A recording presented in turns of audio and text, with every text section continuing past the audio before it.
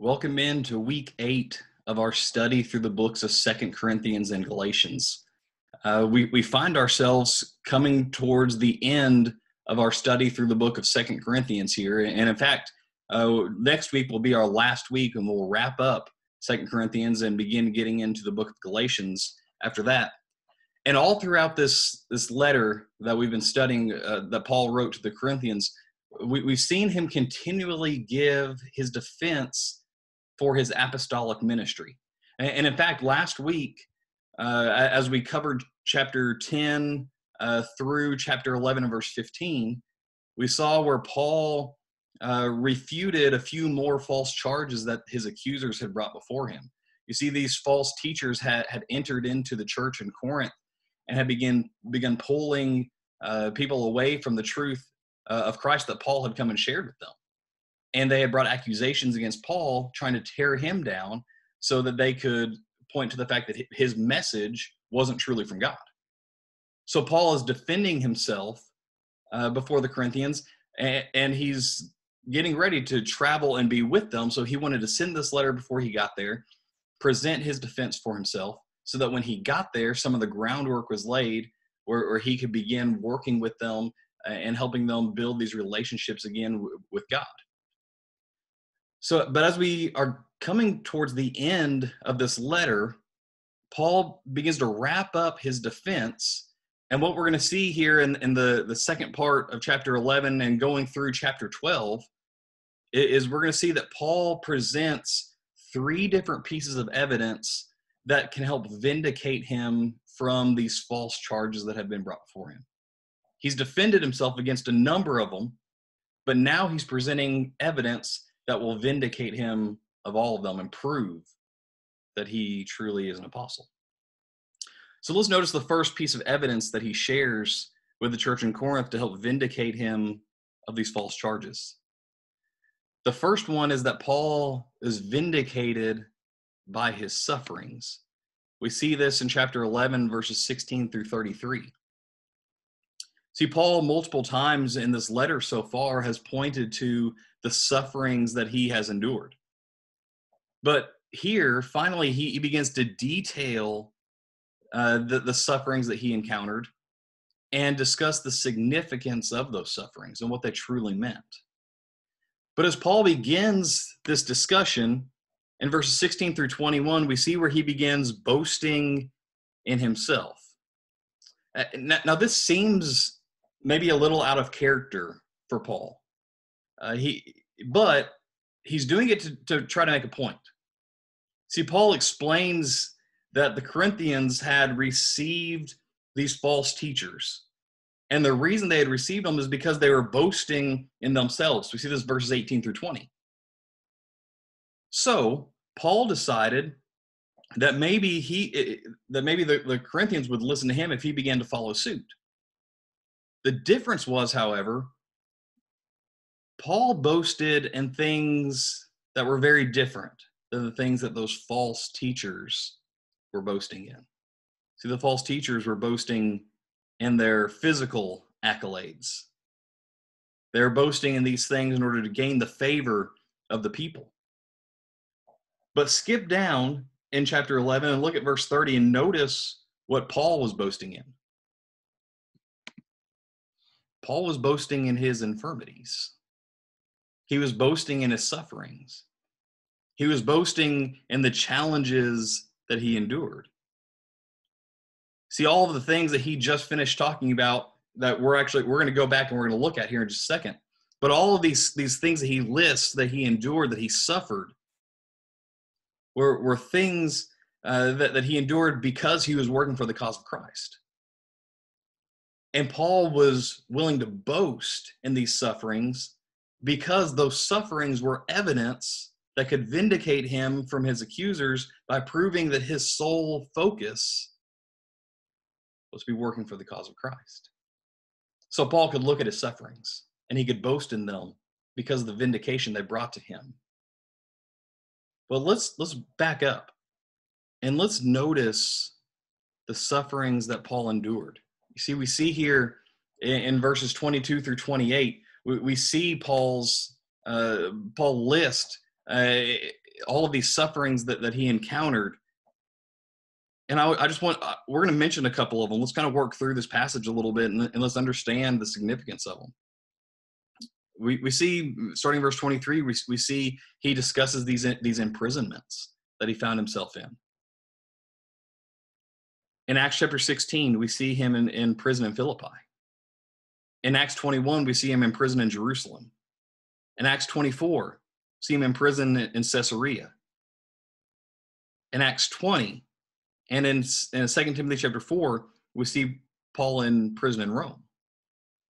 Throughout his ministry, he found himself thrown in prison because he continued to claim that Jesus was the Messiah.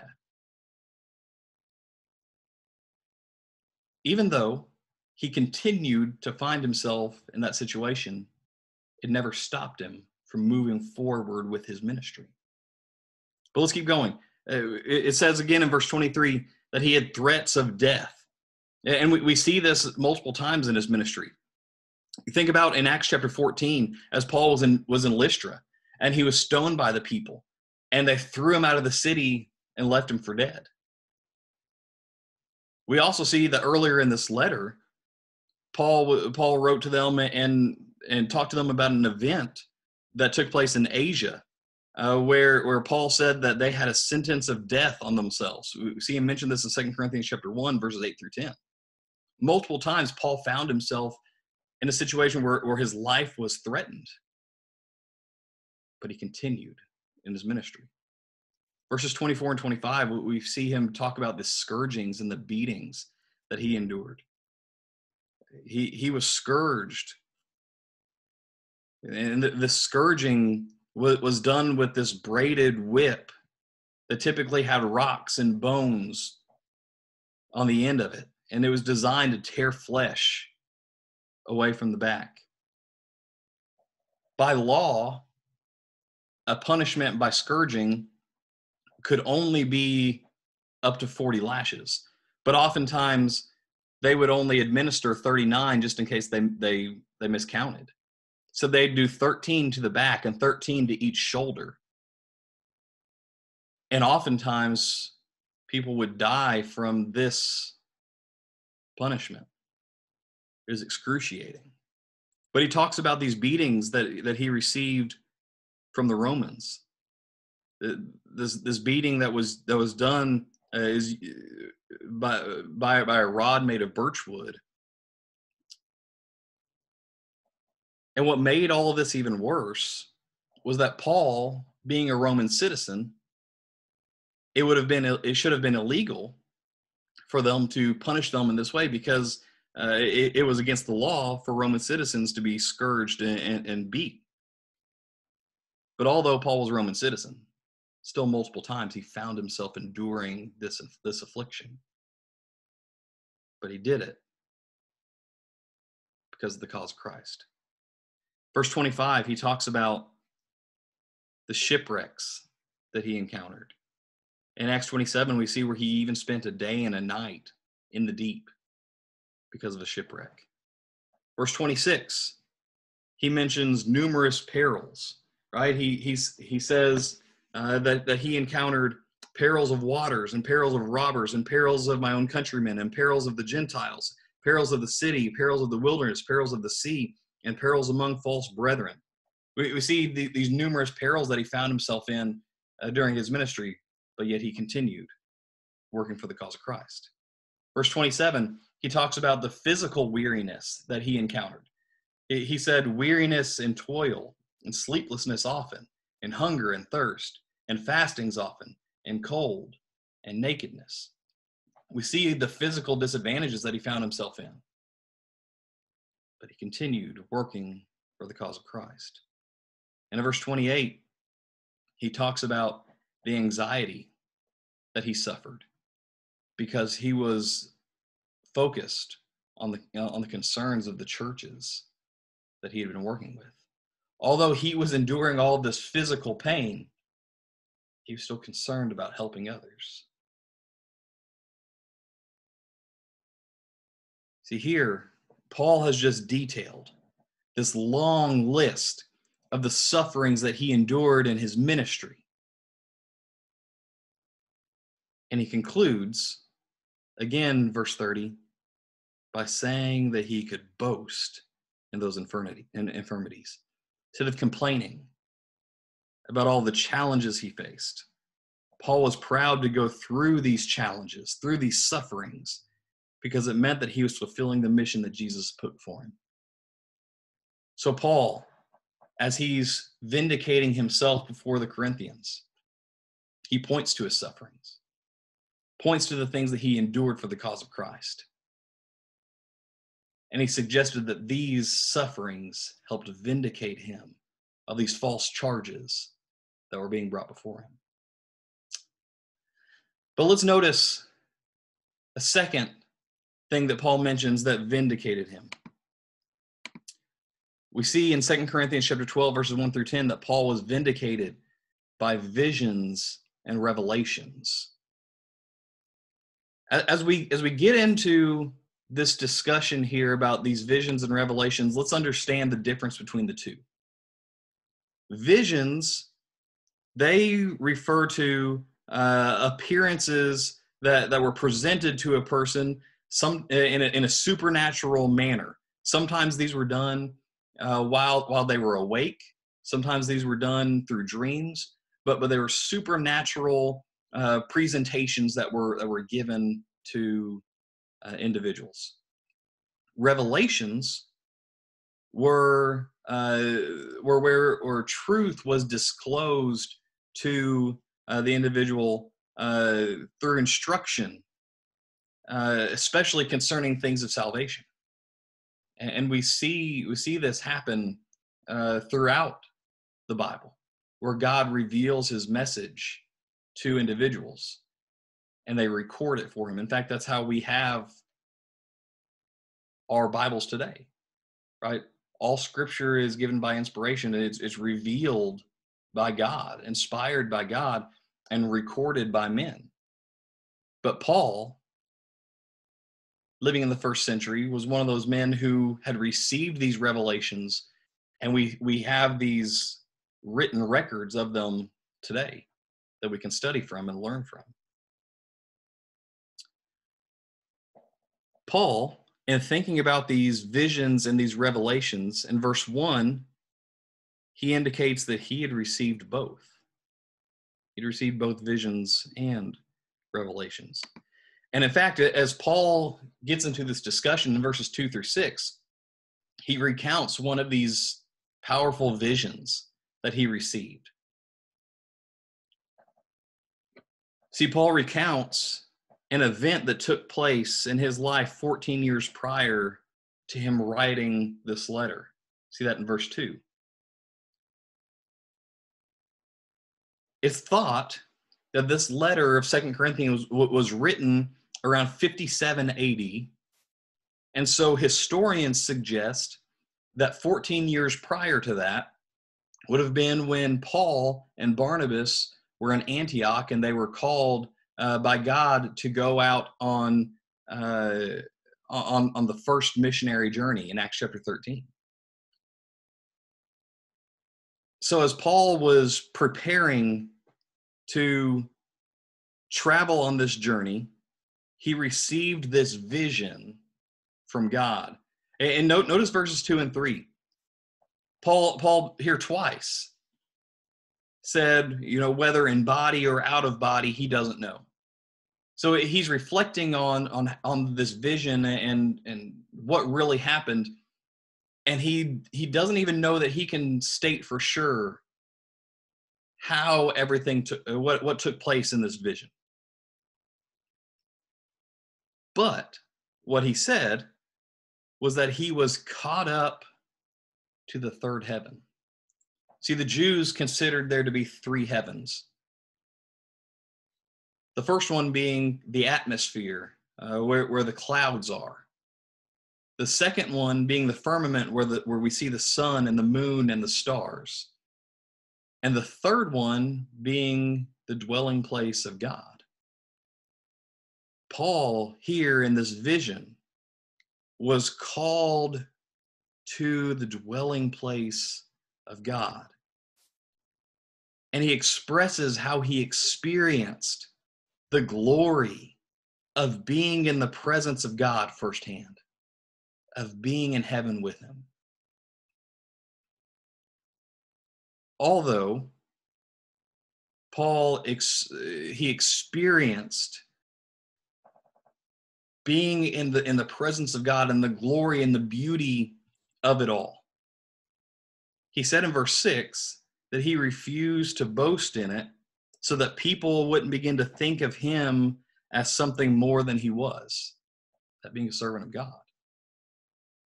Just because he received this special opportunity to truly be in the presence of God through this vision,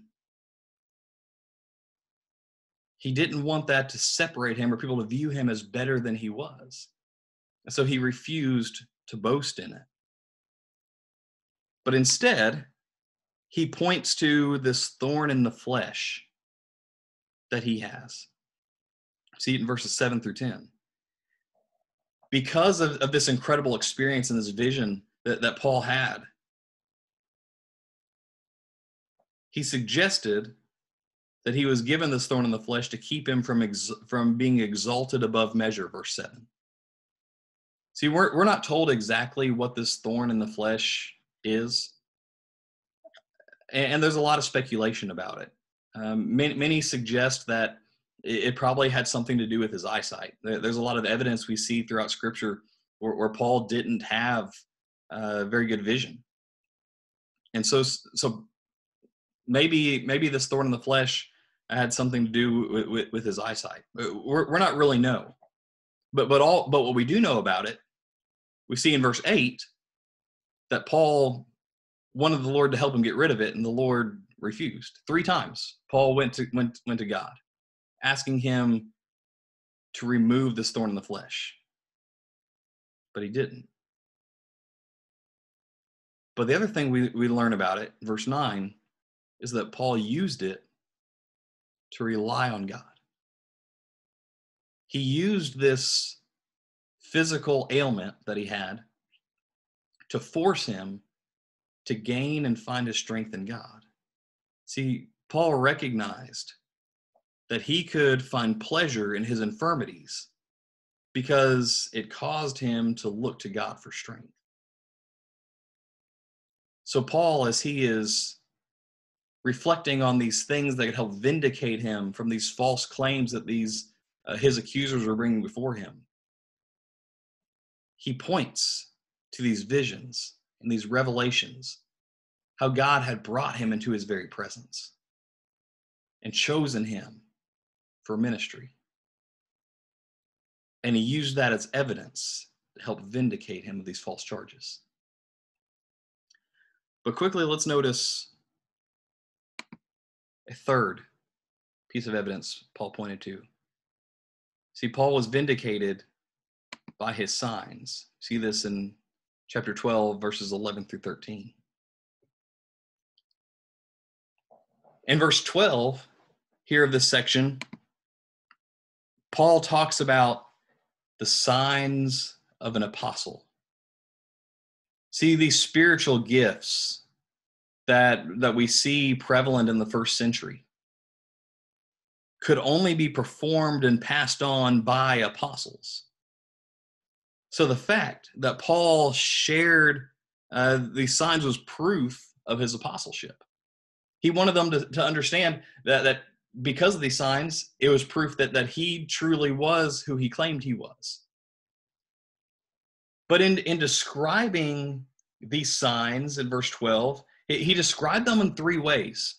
He called them signs, wonders, and mighty deeds. Okay, let's understand why he would use these 3 words. See, signs, they simply refer to the fact that they were a message from God. Okay? These signs that were given were from God, okay? A message from him. Wonders suggest that they were done in a powerful way that brought amazement to those who saw them. It caught the attention of people. Something that was done that was different than what they would normally see someone be able to do. And it would draw them in. But he describes them also as mighty deeds. And this points to the supernatural nature of them. Things that were impossible for man to do, things that could only be accomplished with God. So Paul, in pointing to these signs, he's showing them as things that could only be accomplished because God was with him. But what's interesting about this discussion is Paul says again in verse 12 that they were accomplished among you. You see, Paul had done these signs and done some of these wonders and these mighty deeds in the presence of those in the church in Corinth. They had seen them firsthand, and they had witnessed themselves see Paul do these signs and these wonders and these mighty deeds, and saw that God was with him. But evidently, they had begun to forget what Paul had done, and that God had done these things because of the teachings of Paul's accusers. They had caused them to forget the signs that Paul had demonstrated for them. So Paul here reminds them of these signs that could only be accomplished by an apostle. Thus, Paul was vindicated by the signs that he performed. So here as Paul is wrapping up this study, or wrapping up this letter here to the church in Corinth, he points to these facts that could not be refuted, that vindicated him of any wrongdoing that maybe others had brought before him. But as we conclude our study this week, I want us to put ourselves in the shoes of Paul for a minute. I want you to imagine that you were the Apostle Paul, and that false charges had been brought before you concerning your faith, concerning your claim that you were a follower and a disciple of Jesus. And here's the question I think we should ask ourselves. What evidence can you point to that would help vindicate you and prove that you have continued to be dedicated to the cause of Christ? What evidence in your life could you point to prove that you are a follower of Jesus? You know, when we think about Christianity, we understand and we recognize that it requires an active faith, a faith that is built on knowledge of the truth, but that knowledge pushes us to become obedient to that truth. And the ultimate call that we've been given as Christians is to help others come to a knowledge of the truth. You see, our lives as Christians should be full of actions and examples of things we've done to demonstrate our faith, to shine the light of Jesus into the world around us. So as you reflect on your life, what evidence could you present that would vindicate you and prove that you have continued to be dedicated to the cause of Christ? See, Paul's life was full of evidence. It was full of examples of times where he continued to live out his faith and demonstrate that he was a disciple of Jesus, to prove that he was an apostle. We don't have to look far in Paul's life to find evidence. But what evidence would we find in our own lives? If we're struggling to find evidence to vindicate us, then maybe we're not doing our part. Then maybe some of those charges that could be brought against us are true. And maybe we are no longer the disciples of Jesus that we need to be. My challenge for you this week is to reflect and consider what evidence you could show. And if you're struggling with that, then make it a point now, today, to make a change and begin living a life of action full of evidence that could help vindicate you and prove that you are dedicated to the cause of Christ. That concludes our study this week. And next week, we'll be wrapping up our study of the book of 2 Corinthians. I'd encourage you to go ahead and read through the rest of the chapter. And we'll be talking through it and finishing it up next week. Thank you so much for your time.